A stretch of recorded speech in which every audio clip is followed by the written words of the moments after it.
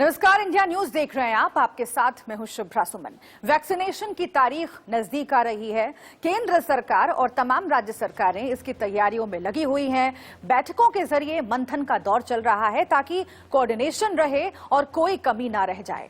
16 जनवरी से टीकाकरण की प्रक्रिया शुरू होने का ऐलान खुद प्रधानमंत्री नरेंद्र मोदी कर चुके हैं। यानी कोरोना के खात्मे के लिए अब देश कमर कस कर तैयार है। वैक्सीन लगाने की प्रक्रिया में कोई कमी न रह जाए, इसके लिए कई चरणों में ड्राई रन किए गए हैं। सबसे पहले फ्रंटलाइन वॉरियर्स यानी हेल्थ वर्कर्स को टीका लगेगा, क्योंकि उन्हें कोरोना संक्रमण का खतरा सबसे ज्यादा होता है। लेकिन इन सब के बीच वैक्सीन को लेकर सियासत भी शुरू हो गई है। अगले 1 घंटे तक इन सब पर हम चर्चा करेंगे। वैक्सीनेशन से जुड़ी हुई हर बड़ी खबर, हर बड़ी जानकारी आप तक पहुंचाएंगे ताकि आप रहें जागरूक और हर किस्म की अफवाह से आप दूर रहें।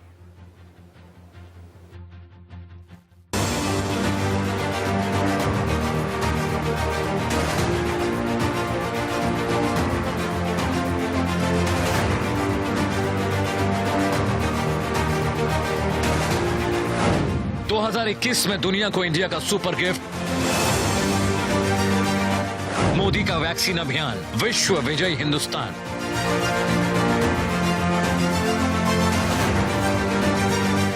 नस में दौड़ेगा वायरस का रामबाण, बचेंगे प्राण।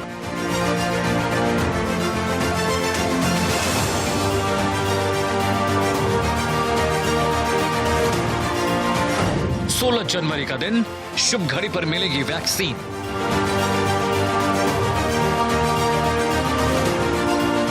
जो कोरोना से हारे अब लड़ेंगे भारत के सहारे।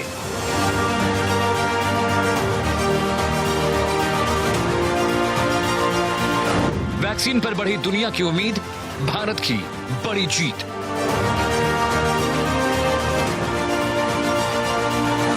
भारत का विश्व मित्र अवतार सबको देगा उपहार।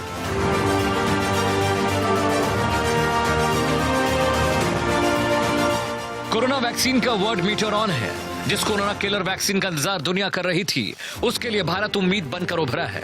हिंदुस्तान ने कोरोना वायरस से लड़ने वाले सबसे कारगर वैक्सीन को न सिर्फ आम लोगों की जान बचाने का हथियार बनाया, बल्कि उन मुल्कों को भी राहत दी है जो भारत को मानवता की मिसाल मानते हैं।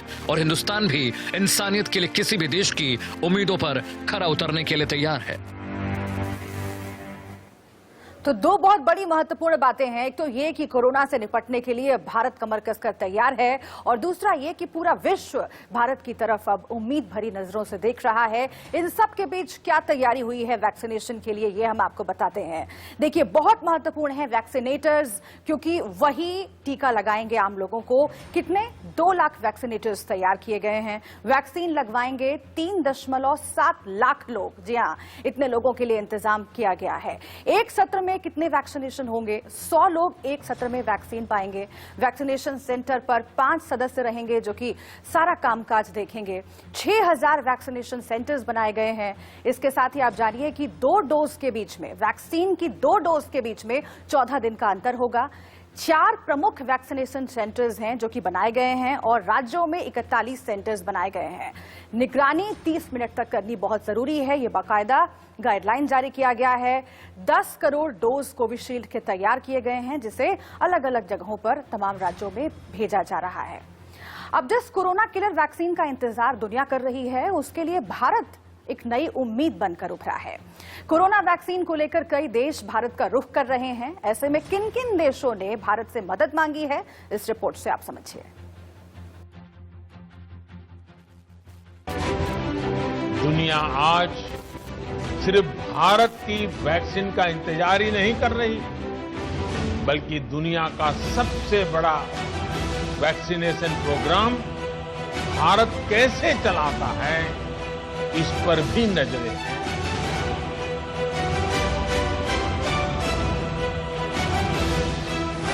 खत्म हुआ इंतजार, कोरोना पर होगा प्रहार।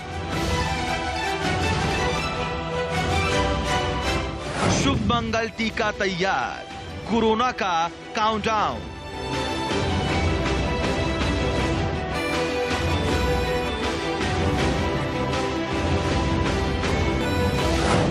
वैक्सीनेशन की पूरी तैयारी, संक्रांति पर टीका क्रांति। कोरोना महामारी के बीच दुनिया को इसकी वैक्सीन का बेसब्री से इंतजार है। ऐसे में कोरोना वैक्सीन को लेकर कई देश भारत का रुख कर रहे हैं। भारत वैक्सीन के उत्पादन और आपूर्ति के लिए पूरी तरह तैयार है। ब्राजील, मोरक्को, सऊदी अरब, म्यांमार, बांग्लादेश, दक्षिण अफ्रीका जैसे देशों ने भारत से वैक्सीन की आधिकारिक तौर पर मांग की है। सूत्रों का यह कहना है कि कोरोना वैक्सीन के वितरण में भारत सरकार बांग्लादेश, भूटान, नेपाल, श्रीलंका और अफगानिस्तान जैसे पड़ोसी देशों को तवज्जो देगी। वहीं कोरोना वैक्सीन के लिए चल रही चर्चा के बीच पीएम नरेंद्र मोदी ने शनिवार को भारत की भूमिका को भी दोहराया है।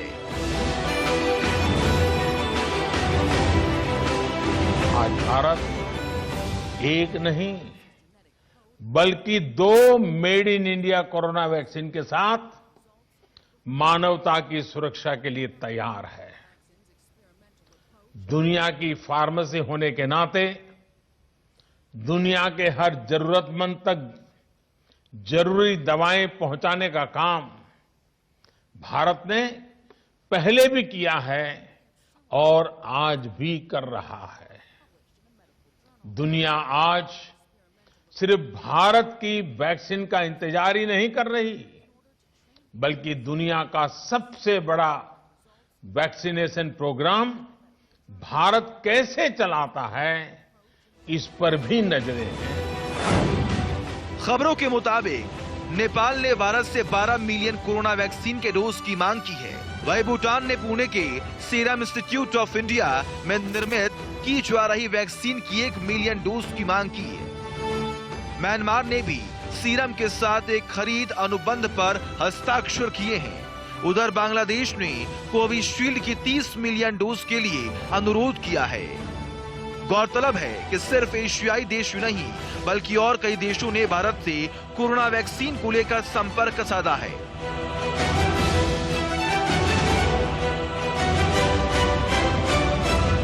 ऐसे में भारत वैक्सीन का एक बड़ा आपूर्तिकर्ता बन सकता है। आस्था श्रीवास्तव के साथ स्वाति मिश्रा, इंडिया न्यूज।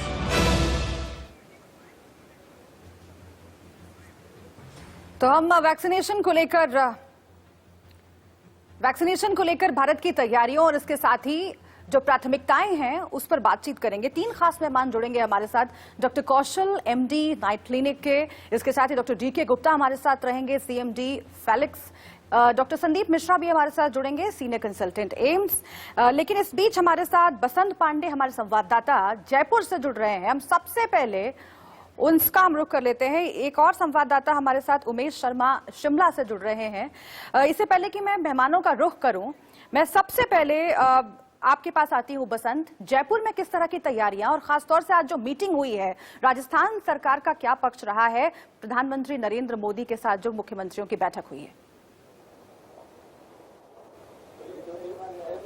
देखिए, निश्चित तौर पर हालांकि वैक्सीन को लेकर जिस तरह केंद्र सरकार की ओर से 113 पन्नों की गाइडलाइन जारी की गई थी और वैक्सीन को से पहले जो तैयारियों को लेकर निर्देश दिए गए थे, उसके बाद राज्य सरकार की ओर से भी पुख्ता इंतजाम यहां कर लिए गए हैं। जो अस्पताल है वहां पर कोल्ड स्टोरेज मशीनें लगा दी गई है। हालांकि केंद्र सरकार की ओर से 2 बार ड्राई रन भी करवाया गया था, लेकिन राजस्थान की अगर बात करें, जयपुर की अगर बात करें, यहां पर जिस तरह का ड्राई रन किया गया था, सीएमएचओ के नेतृत्व में टीमों का गठन किया गया था और दोनों बार जो ड्राई रन है वो पूरी तरह से सफल रहा था। हालांकि कल भी जिस तरह चिकित्सा मंत्री की ओर से प्रेस वार्ता रखते हुए जो वैक्सीन की तैयारियों को लेकर कहा गया, उन्होंने कहा पहले चरण में हेल्थ वर्कर्स को जो है ये वैक्सीन लगाई जाएगी। इसके लिए अलग अलग चरण यहां रखे गए हैं, यानी कि जिन व्यक्ति को जो वैक्सीन लगाई जाएगी उसका पहले आधार कार्ड से एंट्री की जाएगी, यानी कि रजिस्ट्रेशन किया जाएगा। उसके बाद ओटीपी नंबर आने के बाद उसको वैक्सीन लगाई जाएगी। हालांकि इसके बाद वैक्सीन लगने के बाद 30 मिनट तक निगरानी कक्ष में रखा जाएगा। अगर जो व्यक्ति जिसको वैक्सीन लगाया गया उसकी तबियत खराब होती है तो उसको संबंधित जो नियरेस्ट जो पास में अस्पताल है, चाहे वो निजी अस्पताल हो चाहे सरकारी अस्पताल हो, वहां एडमिट कराया जाएगा। हालांकि इस वैक्सीन को लेकर 3 राज्य स्तरीय सेंटर भी बनाए गए हैं, जयपुर, जोधपुर और उदयपुर। अगर जो वैक्सीन आएगी वो सीधे जयपुर, जोधपुर, उदयपुर आएगी, उसके बाद जिला स्तर पर इसे रखा जाएगा। इसके लिए अलग अलग जो है जो टीमें गठित की गई है, टीमों की ओर से लगातार मॉनिटरिंग की जाएगी। हालांकि प्रथम चरण में किन किन को वैक्सीन लगाई जाएगी इसका पूरा डाटा जो है विभाग की ओर से तैयार कर लिया गया है। पहले प्रथम चरण में जिस तरह चिकित्सा मंत्री की ओर से बताया गया, पहले चरण में चिकित्सकों को ये लगाया जाएगा। जाहिर बात है, जाहिर बात है। ये उनको पूरी ये गाइडलाइंस वैक्सीन जो आपने लगाई बताई और इसके साथ ही जो इंतजाम किए गए हैं राज्य स्तर पर बहुत महत्वपूर्ण है, क्योंकि कोऑर्डिनेशन का होना केंद्र सरकार और राज्य सरकारों के बीच बहुत जरूरी है। इसलिए उमेश, मैं आपका रुख करती हूं, आप हिमाचल प्रदेश में हैं और गाइडलाइंस जारी किए गए हैं, हम पूरा प्रोसेस भी जानते हैं जो बार बार दर्शकों को बताया जा रहा है, लेकिन ग्राउंड जीरो पर आप मौजूद हैं, क्या उस लिहाज से इंतजाम आप देख रहे हैं? और जिन लोगों को वैक्सीन देना तय हुआ है फर्स्ट फेज में, उनसे क्या कम्युनिकेट कर लिया गया है या कम्युनिकेट किया जाना अभी बाकी है? देखिए, हिमाचल प्रदेश भी जैसे बाकी राज्यों में तैयारी चल रही है, हिमाचल प्रदेश ने भी अपनी सारी तमाम इंतजाम और तैयारियां पूरी कर ली। आपने देखा होगा हिमाचल प्रदेश में आज तीसरे दौर का ड्राई रन चल रहा है, कुछ जगह संपन्न हो गया, कुछ जगह चल रहा है। तो सरकार पहले से ही सब तैयारियां कर चुकी है, जो कोल्ड चेन बनानी वो तैयारी कर ली है, वैक्सीन किसको देनी है उसकी प्रायोरिटी लिस्ट पहले बना दी गई है। लगभग 1,35,000 ऐसे जो फ्रंटलाइन वॉरियर है, जिसमें हॉस्पिटल स्टाफ है, सफाई कर्मचारी है या बाकी दूसरे लोग जो इस कैटेगरी में फॉल करते हैं, उनका पूरा डेटाबेस तैयार कर लिया, रियल टाइम मैनेजमेंट भी उसको करके देख लिया गया है। आज भी हमने देखा है कि हिमाचल प्रदेश के अलग अलग जगह में ड्राई रन किया गया है, किसी भी तरह की कोई चूक प्रशासन नहीं रखना चाहता है। तीसरे दौर का ड्राई रन हुआ है, तो इसमें तमाम वो सारी व्यवस्थाएं देखी गई है जो पिछले दो ड्राई रन में जो खामियां थोड़ी बहुत नजर आई थी, उन खामियों को भी दूर कर लिया गया है। फिलहाल हिमाचल प्रदेश, ठीक है, ये सबसे महत्वपूर्ण है कि ड्राई रन इसीलिए किया गया था ताकि जो खामियां निकल कर आए उन्हें जल्दी से जल्दी दूर किया जा सके। और अभी भी थोड़ा वक्त है, जो भी खामियां राज्य सरकार को दिख रही है या केंद्र सरकार अपने स्तर पर लगातार बैठकें कर रही हैं, दुरुस्त किया जा रहा है पूरे सिस्टम को, ताकि वैक्सीनेशन की प्रक्रिया जब शुरू हो, जब वैक्सीन रोल आउट हो, तो उसमें किसी तरह की दिक्कत ना आए। हम जल्दी से अपने मेहमानों का रुख करते हैं। हमारे साथ 3 खास मेहमान जुड़े हुए हैं। सबसे पहले डॉक्टर संदीप मिश्रा, मैं आपका रुख करती हूं और प्रक्रिया प्राथमिकता पर हम बात करें उससे पहले जो रिपोर्ट हमने दिखाई दर्शकों को, प्रधानमंत्री नरेंद्र मोदी ने भी कहा कि आज से पहले भी तमाम देशों को समय पर जो दवाइयां उपलब्ध करवाने का काम है, खासतौर से जो विकासशील देश हैं, खासतौर से जो पिछड़े हुए देश हैं, उनके लिए भारत हमेशा आगे रहा है और आगे भी रहेगा। आज भी हम देख रहे हैं कि हमारे पास 2 वैक्सीन हैं, उन्हें रोल आउट करने की पूरी प्रक्रिया चल रही है, लेकिन और पूरी दुनिया के प्रति जो हमारी जिम्मेदारी है, जिसे भारत पहले भी निभाता आया है, कितना जरूरी है और प्राथमिकताएं किस तरीके से तय होंगी कि जो देश हमारी तरफ उम्मीद भरी निगाहों से देख रहे हैं, उनकी भी मदद की जाए अपनी प्राथमिकताओं को पूरा करते हुए। डॉक्टर संदीप जी, ये आप बिल्कुल ठीक कह रही हैं कि एक पहला फर्ज हमारा है कि हम अपने देश को देखें, लेकिन दूसरा ये है कि हमें पूरा विश्व का भी ध्यान रखना है, तो हमारे को इनको बैलेंस करना पड़ेगा। अब गुड न्यूज ये है कि इंडिया वैसे भी वैक्सीन का लार्जेस्ट प्रोड्यूसर है और अभी भी सबको वो कर दिया है स्टेप अप। तो सीरम इंस्टीट्यूट ऑफ इंडिया है और जो भारत बायोटेक है, ये काफी वैक्सीन ऑलरेडी इन्होंने पहले ही बना ली हैं और बहुत जल्दी बहुत सारी बना लेंगे। तो दूसरा जो पॉइंट होता है वो डिस्ट्रीब्यूशन का है।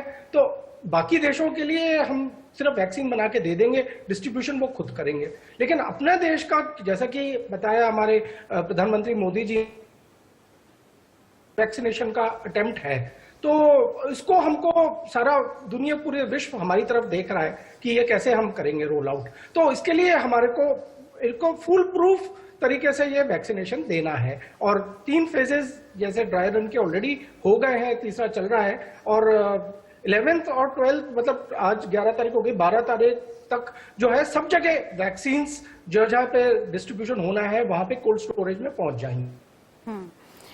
डॉक्टर कौशल, 3 बहुत महत्वपूर्ण बातें मुझे लगता है। एक तो ये कि वैक्सीन का ट्रांसपोर्टेशन आसान हो, उसका स्टोरेज आसान हो, वो बहुत ज्यादा कॉस्टली ना हो, और तीसरा कि वैक्सीन का दाम इंसान की जेब की लिमिट में हो। क्या इन तीनों पैमानों पर हमारी वैक्सीन, जो 2 वैक्सीन हम रोल आउट करने वाले हैं, वो खरी उतरती है? और यही वजह है कि दुनिया के बहुत सारे देश हमारी तरफ देख रहे हैं। अगर बाकी वैक्सीन से हम तुलना करें अपने देश में जिन वैक्सीन को अप्रूवल मिला है उनकी, तो आप कैसे समझना चाहेंगे इसे? देखिए, सबसे बड़ी चीज यह है कि जो हमारी वैक्सीन आ रही हैं दोनों, कोवैक्सीन एंड कोविशील्ड दोनों, उनके लिए जो डीप फ्रीजर टेम्परेचर, जो -70 डिग्री अदर वैक्सीन कुछ हैं जो ऑलरेडी रोल आउट हो चुकी हैं, उनके लिए जरूरत है, उसकी जरूरत नहीं है। ये हम नॉर्मल फ्रीज में रख के हम काम कर सकते हैं। तो जो मतलब जो डेवलपिंग कंट्रीज हैं या जो पुअर कंट्रीज हैं, उनमें डिस्ट्रीब्यूशन में ये बड़ी आसानी होगी कि उन्हें किसी हैवी इंफ्रास्ट्रक्चर की जरूरत नहीं पड़ेगी।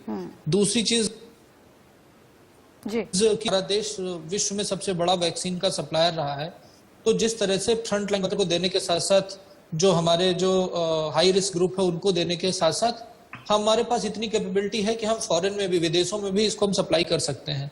तो आपने जो पड़ोसी देश बताए हैं, इसके अलावा मैक्सिको है और कुछ अफ्रीकन कंट्रीज भी हैं जिन्होंने ऑलरेडी एमओयू साइन कर लिया है, और उन्होंने तो कोवैक्सीन के लिए एमओयू साइन किया हुआ है, जिसके ऊपर देश में इतनी कंट्रोवर्सी चल रही है। और हमारे देश का हमेशा से रहा है कि हमारी सभ्यता ये कहती आई है वसुधैव कुटुंबकम, मतलब पूरी धरती एक कुटुंब है, और उसकी रक्षा के लिए भारत हमेशा आगे आता रहा है।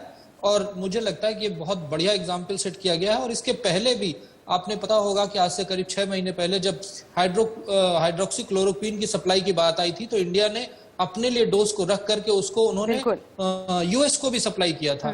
तो ऑलरेडी हमारे देश ने इस तरह का एग्जाम्पल सेट किया है। और बिल्कुल, मैं आपके पास आती हूँ और डॉक्टर डीके गुप्ता मैं आपके पास भी आऊंगी, लेकिन इस बीच अलग अलग राज्यों में क्या इंतजाम है उस पर भी बात करना जरूरी है। और खासतौर से देश की राजधानी दिल्ली, यहाँ पर भी वैक्सीन की खेप पहुंची है और पूरे इंतजाम किए जा रहे हैं, क्योंकि राजधानी दिल्ली से जो तस्वीर निकलेगी वो पूरे देश में एक एग्जाम्पल सेट करेगी। पुलकित नागर हमारे साथ जुड़ गए हैं। पुलकित, दिल्ली में क्या इंतजाम आप देख रहे हैं?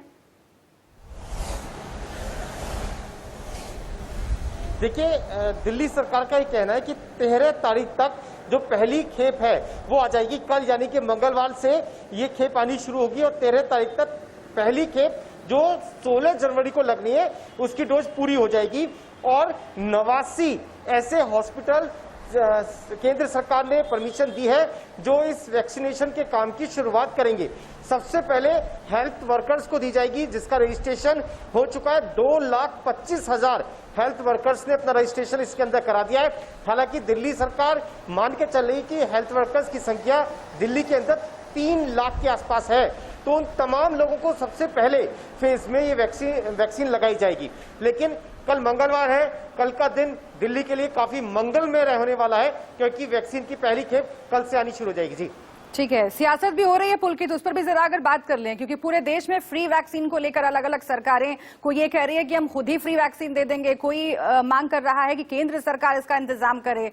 दिल्ली में क्या सुगबुगाहट है इसे लेकर? देखिए, दिल्ली में लगातार दिल्ली सरकार यानी कि दिल्ली सरकार के मुखिया अरविंद केजरीवाल ये मांग कर रहे हैं कि दिल्ली में वैक्सीन फ्री में मिले, और दिल्ली में नहीं बल्कि देश में भी वो वैक्सीन फ्री में मिले। आज शाम को जब 4 बजे प्रधानमंत्री के साथ ये बैठक चल रही होगी, जब वो प्रधानमंत्री तमाम राज्यों के मुख्यमंत्री से वैक्सीन को लेकर चर्चा कर रहे होंगे, तो अरविंद केजरीवाल ये बात उस मीटिंग में भी रखने वाले हैं। जी ठीक है, अब जल्दी से मैं डॉक्टर डीके गुप्ता का रुख कर लेती हूं।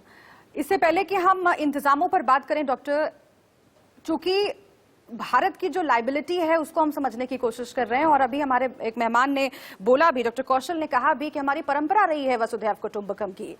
कई तरह के लेकिन रिस्ट्रिक्शंस होते हैं महामारी के दौर में कि पहले हमारी जो जरूरतें हैं उसे पूरा किया जाए, उसके बाद जो बाकी देश हैं अगर वो हमारी तरफ उम्मीद भरी निगाहों से देख रहे हैं तो उनकी भी मदद करने के लिए हम पीछे नहीं हटेंगे। उस लिहाज से भारत आज कहां पर खड़ा है? क्या बाकी देशों की मदद करने के लिए हम आगे आ सकते हैं आगे आने वाले कुछ दिनों में?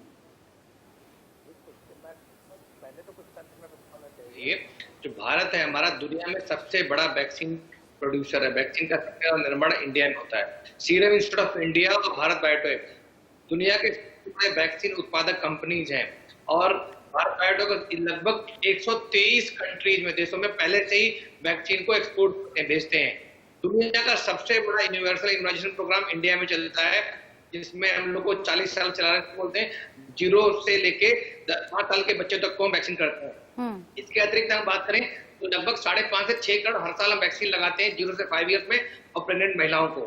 तो अभी भी सरकार ने सारी चीजें देखते हुए, बिकॉज हमारी मैन्युफैक्चरिंग कैपेसिटी बहुत बड़ी है और ऑलरेडी 12-13 कंट्रीज में हमारी वैक्सीन के ट्रायल चल रहे हैं, चाहे वो कोविशील्ड हो, कोवैक्सीन हो, और कम जो भारत देश है, भारत जो सरकार है, उसने अपनी देश की क्या नाम है जरूरतों को ध्यान में रखते हुए सारी जो कंपनी है जो बना रही है वैक्सीन, चाहे वो जाइडस हो, चाहे वो क्या नाम है इसका भारत बायोटेक हो या सीरम इंस्टीट्यूट ऑफ इंडिया हो, इनसे एक एमयू साइन किया है कि आप 50% उत्पादन क्षमता का इंडिया में ही दोगे, 50% देने के बाद ही आप बाहर भेजोगे। तो अभी हम लगभग हमारे पास 1 करोड़ डोजेस तैयार हैं, 60-70 मिलियन जो डोजेस